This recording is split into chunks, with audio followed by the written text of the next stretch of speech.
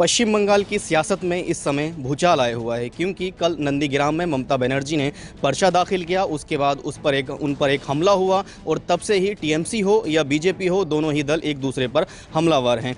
पश्चिम Bengal TMC ने आज चुनाव आयोग के पास गए और वहां शिकायत की है, जिसमें आरोप लगाया है कि ममता बनर्जी पर हमला किया गया है। वहीं अगर बात करें बीजेपी की, तो बीजेपी का एक दल चुनाव आयोग पहुंचा और उन्होंने वहां अपील की है कि आप उस हादसे की पूरी फुटेज जारी करें ताकि लोगों को पता चल पाए सच्चाई क्या है। इसके अलावा बात करें चुनाव आयोग की, तो उन चुनाव आयोग ने 3 अधिकारियों से रिपोर्ट तलब की है और मौके पर डीएम और एसएसपी पहुंचकर वहां जांच कर रहे हैं। इसके अलावा अगर बात की जाए, ममता बनर्जी कोलकाता के एसएसकेएम हॉस्पिटल में एडमिट हैं और उनकी तबीयत फिलहाल ठीक है।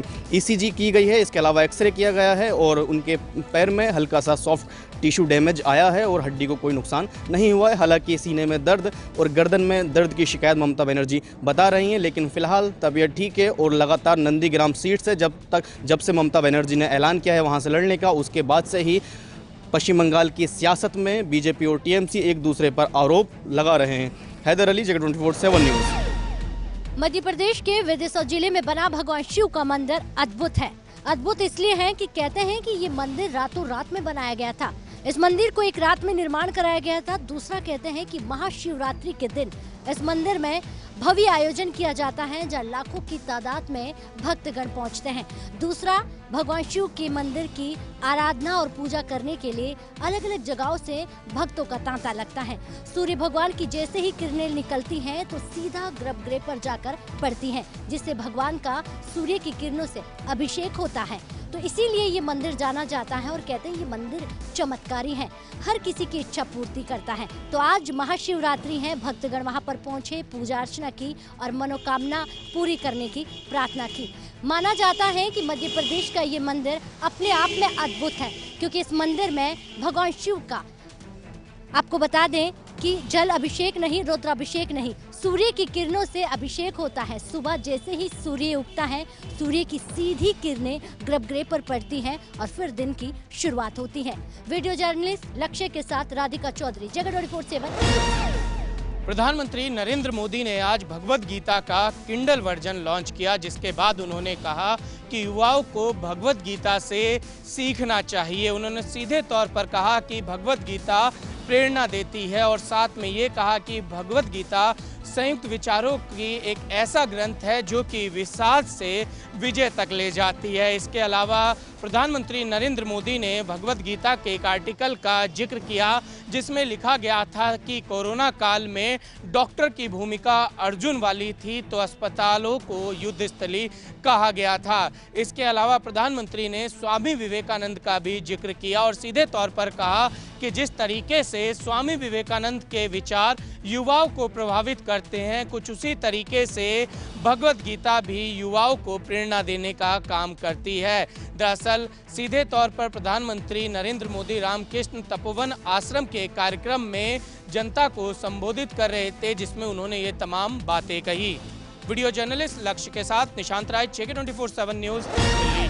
दिल्ली सिख गुरुद्वारा प्रबंधक कमेटी के द्वारा देश का सबसे बड़ा और मुफ्त किडनी डायलिसिस अस्पताल के शुरू करने के बाद दिल्ली में डायग्नोस्टिक सेंटर में अब एमआरआई और सिटी स्कैन की सुविधा भी मौजूद रहेगी। दिल्ली के बंगला साहिब गुरुद्वारे में मौजूद इस डायग्नोस्टिक सेंटर में एमआरआई और सिटी स्कैन जैसी सुविधा मौजूद रहेगी, जो कि मात्र 50 रुपए की पर्ची कटवाने के बाद ये जो सुविधा है वो कोई भी व्यक्ति पा सकता है। सबसे अहम बात यह है कि जो लोग गरीबी रेखा से नीचे हैं उनके लिए पूरी तरीके से ये सुविधा मुफ्त रहेगी। खास बात यह भी है कि अगर हम प्राइवेट अस्पतालों की बात करें तो एमआरआई और सिटी स्कैन का खर्चा कई हजारों में पहुंचता है, लेकिन यहाँ पर मात्र 50 रुपए की पर्ची कटवाने के बाद आप एमआरआई और सिटी स्कैन करवा सकते हैं। कैमरामैन सचिन के साथ प्रणय शर्मा। पेट्रोल डीजल के बढ़ते दामों पर देश में लगातार गतिरोध देखने को मिल रहा है। वहीं विशेषज्ञों का ये कहना है कि अगर पेट्रोल डीजल पर जीएसटी लागू की जाती है तो कहीं ना कहीं इसके जो बढ़ते रेट हैं वो संतुलित होते हुए दिखाई देंगे। एसबीआई के जो विशेषज्ञ हैं उनका ये कहना है कि जिस तरीके से लगातार पेट्रोल डीजल पर अगर सरकार की तरफ से जीएसटी लागू की जाती है तो कहीं ना कहीं 1000 करोड़ का जो नुकसान जरूर सरकार को होगा, लेकिन पेट्रोल डीजल के जो दाम है, पेट्रोल के दाम की अगर हम बात करें तो वो 75 रुपये में पहुंच जाएगा और डीजल भी तकरीबन 68 से 69 रुपये में पहुंचता हुआ दिखाई देगा। अब इसको लेकर सरकार भी मंत्रणा कर रही है, क्योंकि लगातार बीते दिनों से जो पेट्रोल डीजल के दाम हैं वो आसमान छूते जा रहे हैं। आम लोगों की जेब पर इसका सीधा असर पड़ता हुआ दिखाई दे रहा है। जीएसटी लागू होने से जो आम लोग हैं उन पर कहीं ना कहीं इसका प्रभाव पड़ेगा और डीजल पेट्रोल का जो दाम है उसमें जो लगातार रफ्तार बढ़ रही है वो रफ्तार भी कहीं ना कहीं रुकती हुई दिखाई देगी। और सबसे विशेष बात ये होगी कि जीएसटी लागू होने से जो तकरीबन इतने दिनों से लगातार जो पेट्रोल डीजल के दाम बढ़ रहे हैं वो कहीं ना कहीं पर नियंत्रित होते दिखाई देंगे। आपको बता दें कि तकरीबन 4-5 दिन लगातार हो चुके हैं जिसमें अभी हाल फिलहाल में पेट्रोल डीजल के दाम नहीं बढ़े हैं और जो रेट है वो स्थिर है। देखना यह है कि लगातार पेट्रोल डीजल पर जो गतिरोध बना हुआ है वो कब तक जारी रहता है और जीएसटी लागू करने की बात पर सरकार की कितनी सहमति सामने आती है। सहयोगी राहुल के साथ केशव मोहन मिश्रा, JK24/7 न्यूज़, दिल्ली। उत्तर प्रदेश की सबसे हाईटेक जेलों में से एक नैनी जेल से आज माफिया डॉन धनंजय सिंह को फतेहगढ़ सेंट्रल जेल में ट्रांसफर कर दिया गया है और उसकी वजह बताई गई धनंजय सिंह की जान को खतरा था नैनी जेल में, जिसके बाद केंद्रीय कारागार और उच्च अधिकारियों के निर्देश के बाद फतेहगढ़ जेल धनंजय सिंह को ट्रांसफर कर दिया गया है। हवाला दिया गया है सुरक्षा का और धनंजय सिंह की जान का। लेकिन एक और बड़ी वजह सामने आती है। फतेहगढ़ जेल वही है जहां पर दो बड़े डॉन सुभाष और सुनील लाठी फतेहगढ़ जेल में ही बंद हैं और जो दोनों गुर्गे बताए जाते हैं धनंजय सिंह के हैं। तो क्या धनंजय सिंह को एक बार फिर से नैनी जेल से अपनों के बीच फतेहगढ़ जेल भेजा गया है? सुनील लाठी वही है जो मुन्ना बजरंगी हत्याकांड में शामिल बताया जाता है और कहा जाता है कि मुन्ना बजरंगी हत्याकांड के सूत्रधार भी धनंजय सिंह थे। अब तमाम सवाल खड़े हो रहे हैं सरकार के इस फैसले पर और सेंट्रल जेल कारागार के इस फैसले पर। नैनी जेल में क्या खतरा था और धनंजय सिंह को फतेहगढ़ जेल क्यों भेजा गया? लखनऊ से वीडियो जर्नलिस्ट रोहित के साथ अनूप त्रिपाठी, JK24/7 न्यूज़। उत्तराखंड के नए मुख्यमंत्री तीरथ सिंह रावत शपथ लेने के बाद से ही एक्शन मोड में नजर आ रहे हैं। हालांकि उनकी कैबिनेट को लेकर अभी भी संशय बना हुआ है। जो तमाम मंत्रिमंडल में मंत्री हैं उनके मन में संशय अभी भी है कि मंत्रिमंडल की सूची में उनका नाम होगा या नहीं। तो कुल मिलाकर जो नई कैबिनेट होगी उसके बारे में अभी कोई भी जो सूचना है वो नहीं आई है। और कुंभ को लेकर नए मुख्यमंत्री का कहना है कि जो कुंभ है वो राज्य की ब्रांडिंग का अवसर है और उसको लेकर कहीं भी कोई चूक नहीं बरती जाएगी। साथ ही मुख्यमंत्री तीरथ सिंह रावत ने कहा कि जो प्रतिबंध लगाए गए थे पूर्व मुख्यमंत्री के द्वारा उनको भी उनके द्वारा हटा दिया गया। और इसी के साथ उन्होंने कहा कि जो तमाम श्रद्धालु कुंभ में पधारेंगे उनमें हेलीकॉप्टर की सहायता से पुष्प वर्षा की जाएगी और किसी भी तरीके की चूक इस महापर्व को लेकर ना बरती जाए। इसके लिए मुख्यमंत्री ने तमाम अधिकारियों के साथ बैठक की और जो विकास कार्य राज्य में हो रहे हैं उनकी भी समीक्षा बैठक की। वीडियो जर्नलिस्ट तिलक शर्मा के साथ विशाखा चौधरी, JK24/7 न्यूज़। 8 मार्च को हाल ही के अंदर पंजाब सरकार ने अपना आखिरी और पूर्ण बजट पेश किया। पंजाब के वित्त मंत्री मनप्रीत सिंह बादल ने जब ये बजट विधानसभा के अंदर रखा तो इस बजट के अंदर पंजाब के आम लोगों पर किसी भी तरह के नए टैक्स का ऐलान नहीं किया गया। लेकिन बजट पारित होने के अगले दिन पंजाब सरकार ने कई ऐसे बिल पारित किए हैं जिसमें कई जगह पर अब सरकार ने आम लोगों पर नए टैक्स का बोझ जो है वो लाद दिया है। सरकार ने मोटर व्हीकल अमेंडमेंट एक्ट में संशोधन किया है जिसके तहत अब पुराने व्हीकलों पर सरकार ग्रीन टैक्स वसूल करेगी। इसके साथ ही जो नए अगर व्हीकल आप खरीद करना चाह रहे हैं तो पंजाब के अंदर आपको लगभग दुगना जो रजिस्ट्रेशन टैक्स है वो अदा करना पड़ेगा, जिससे आम लोगों पर खासतौर पर जो भी अब नया व्हीकल खरीदना चाहते हैं या फिर पुराना व्हीकल खरीदना चाहते हैं उनका नए टैक्स का बोझ जो है वो जो अब देना पड़ेगा। सरकार के इस फैसले को जल्द ही लागू कर दिया जाएगा। हालांकि ये टैक्स कितना होगा इसकी दर तय नहीं की गई है, लेकिन सरकार ने ये साफ कर दिया है कि जल्दी यानी कि अप्रैल महीने के अंदर इस टैक्स को इन दोनों जो टैक्स को लागू पंजाब के अंदर किया जा सकता है। कैमरामैन मोहन के साथ मैं नवदीप छाबड़ा, JK24/7 न्यूज़। चंडीगढ़। हरियाणा में जिस तरह से कांग्रेस ने सरकार को घेरने के लिए अविश्वास प्रस्ताव लेकर आई, लेकिन जो अविश्वास प्रस्ताव था उस पर विपक्ष को ज़्यादा वोट ना मिलते हुए सरकार की जो अग्नि परीक्षा थी, सरकार उसमें पास हो गई है।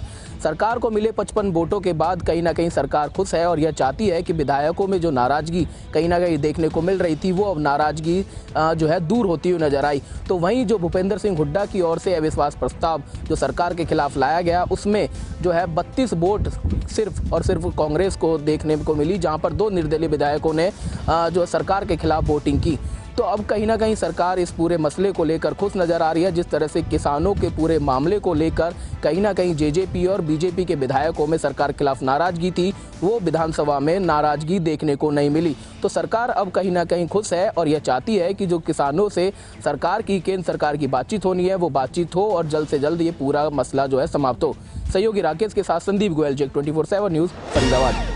कल होने वाली क्वाड की बैठक से पहले चीन की तरफ से एक बड़ा बयान सामने आया है।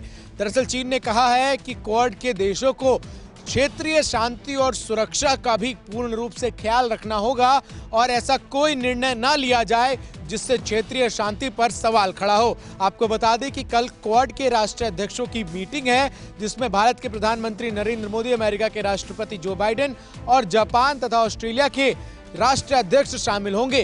क्वाड का मकसद निश्चित तौर पर इन चारों देशों के बीच संबंधों को मजबूत बनाना है और साथ ही साथ इस बात को भी सुनिश्चित करना है कि इन चारों देशों के बीच के संबंध जो हों वो एकदम प्रगाढ़ हों। लेकिन चीन को इस बात की चिंता सता रही है कि क्वाड का ये समूह कहीं ना कहीं चीन के विस्तारवादी नीतियों पर लगाम लगाने के लिए भी आगे आ सकता है और इसीलिए चीन ने घबराहट में ये बड़ा बयान दिया है।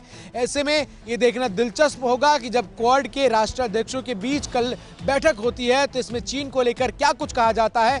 हालांकि बैठक से पहले चारों देशों के प्रतिनिधियों ने एक अच्छी बैठक की उम्मीद जताते हुए कहा है कि इससे चारों देशों के बीच संबंध मजबूत होंगे। वीडियो जर्नलिस्ट लक्ष्य के साथ मैं चंदन भारद्वाज, जेके 24/7 न्यूज़ के लिए।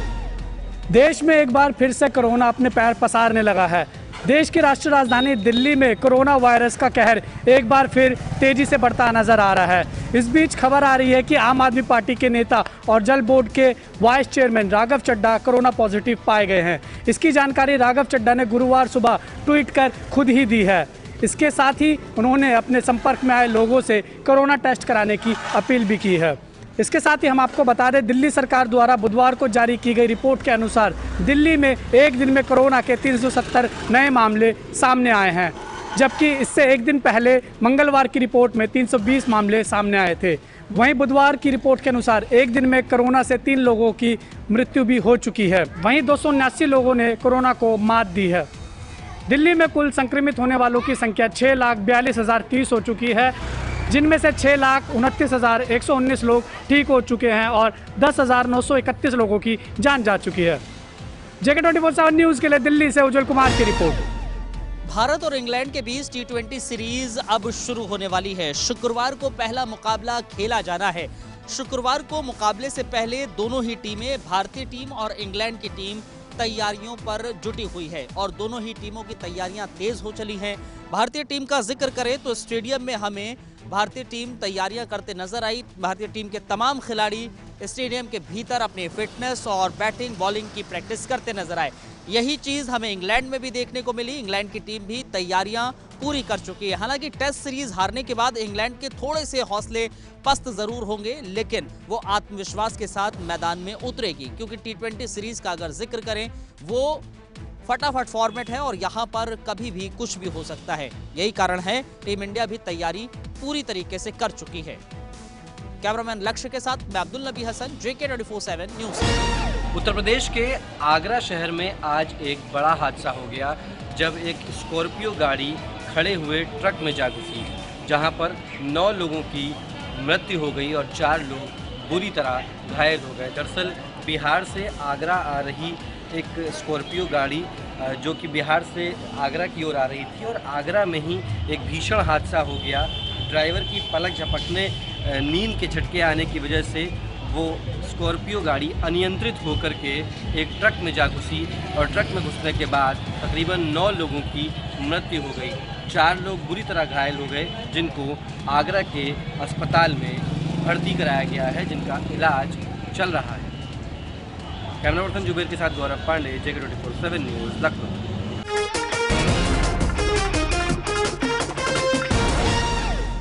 खबरों से अपडेट रहने के लिए JK24/7 न्यूज़ के YouTube चैनल को आज ही सब्सक्राइब करें और हमारे Facebook पेज को भी अभी फॉलो करें।